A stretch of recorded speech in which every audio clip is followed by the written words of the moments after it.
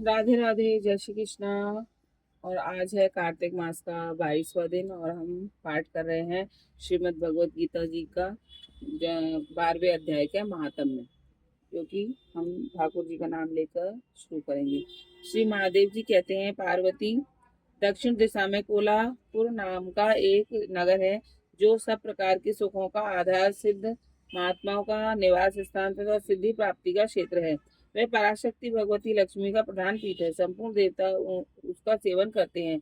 वह पुराण प्रसिद्ध तीर्थ, भोग एवं मोक्ष प्रदान करने वाला है। वहाँ करोड़ों तीर्थ एवं शिवलिंग हैं।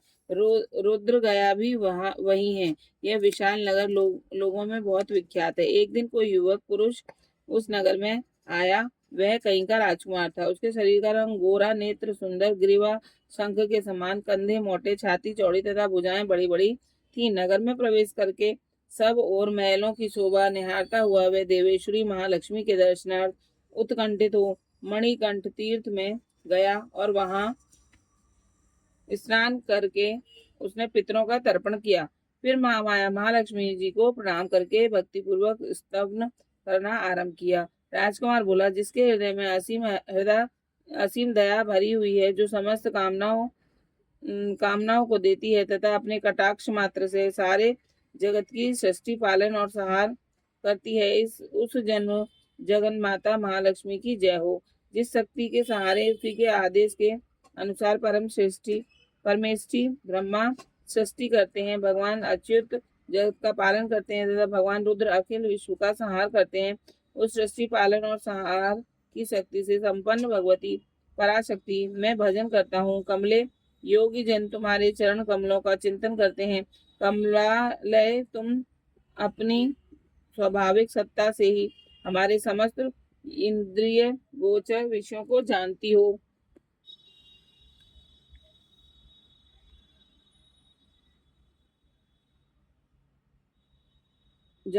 तुम ही कल्पनाओं के समूह को तथा उसका संकल्प करने वाले मन को उत्पन्न करती हो। इच्छा शक्ति, ज्ञान शक्ति और क्रिया शक्ति, ये सब तुम्हारे ही रूप हैं। तुम परा संवित परम ज्ञान रूपिणी हो। तुम्हारा स्वरूप निष्कल, निर्मल, नित्य, निराकार, निरंजन, अंतरहित, आतंक शून्य, आलंबहीन तथा निरामय है। हे देवी, तुम्हारी महिमा का वर्णन करने में कौन समर्थ हो सकता है, जो षट चक्रों का भेदन करके अंतकरण के 12 स्थानों में विहार करती है। अनाहत ध्वनि, बिंदु, नाद और कला, ये जिसके स्वरूप है, उस माता महालक्ष्मी को मैं प्रणाम करता हूँ। माता, तुम अपने मुख रूपी पूर्ण चंद्रमा से प्रकट होने वाली अमृत राशि को बहाया करती हो।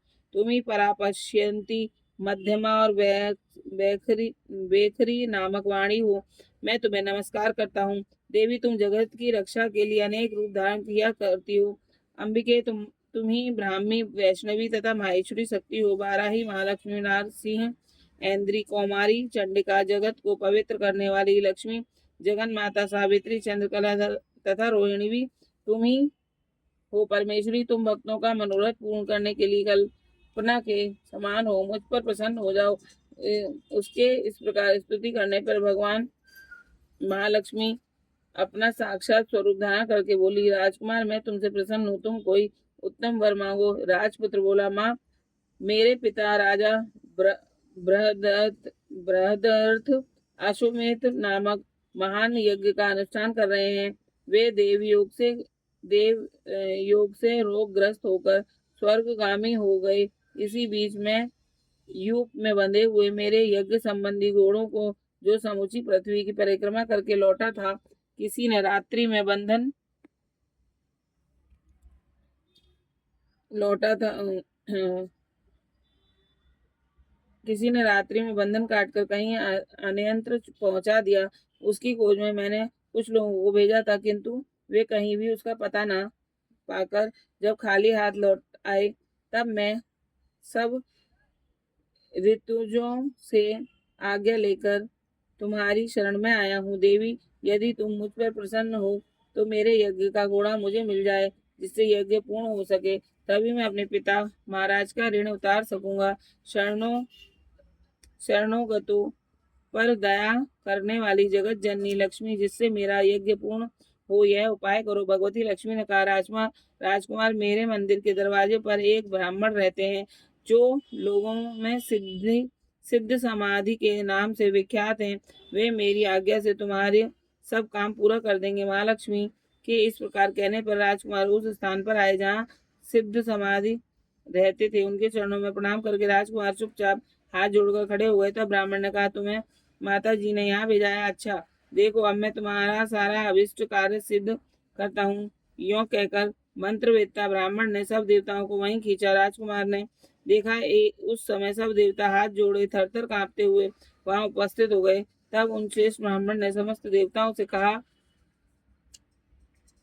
देवगण, इस राजकुमार का अश्व जो यज्ञ के लिए निश्चित हो चुका था, रात में देवराज इंद्र ने चुरा कर यंत्र पहुंचा दिया है, उसे शीघ्र ले आओ। तब देवताओं ने मुनि के कहने से यज्ञ का घोड़ा लाकर दे दिया। इसके बाद उन्होंने उन्हें जाने की आज्ञा दी। देवताओं का आकर्षण देख कर तथा खोए हुए अश्व को पाकर राजकुमार ने मुनि के चरणों में प्रणाम करके कहा, महर्षि, आपका यह सामर्थ्य आश्चर्यजनक है। आप ही ऐसा कार्य कर सकते हैं, दूसरा कोई नहीं।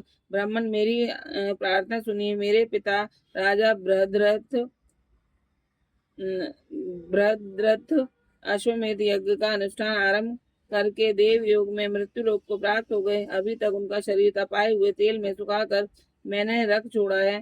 साधु श्रेष्ठ, आप उन्हें पुनः जीवित कर दीजिए। यह सुनकर महामुनि ब्राह्मण ने किंचित मुस्कुराकर कहा, चलो यहाँ जहाँ यज्ञ मंडप में तुम्हारे पिता मौजूद हैं चलें। तब सिद्ध समाधि ने राजकुमार के साथ वहां जाकर जल अभिमंत्रित किया और उसे उस शव के मस्तक पर रखा। उसके रखते ही राजा सचेत होकर उठ बैठे। फिर उन्होंने ब्राह्मण को देखकर पूछा, धर्म स्वरूप आप कौन हैं? तब राजकुमार ने महाराज से पहले का सारा हाल क्या सुनाया। राजा ने अपने को पुनः जीवन दान देने वाले ब्राह्मण को नमस्कार करके पूछा, ब्राह्मण, किस पुण्य से आपको यह अलौकिक शक्ति प्राप्त हुई है? उसके यों कहने पर ब्राह्मण ने मधुर वाणी में कहा, राजन, मैं प्रतिदिन आलस्य रहित होकर गीता के 12वें अध्याय का जप करता हूँ। उसी से मुझे यह शक्ति मिली है जिससे तुम्हें जीवन प्राप्त हुआ है।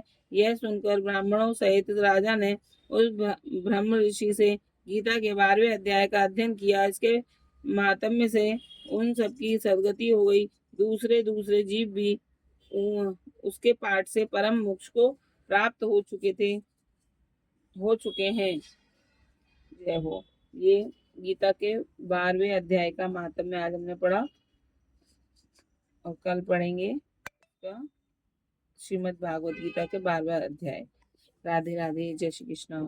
ओम नमो भगवते वासुदेवाय नमो। ओम नमो भगवते वासुदेवाय नमो।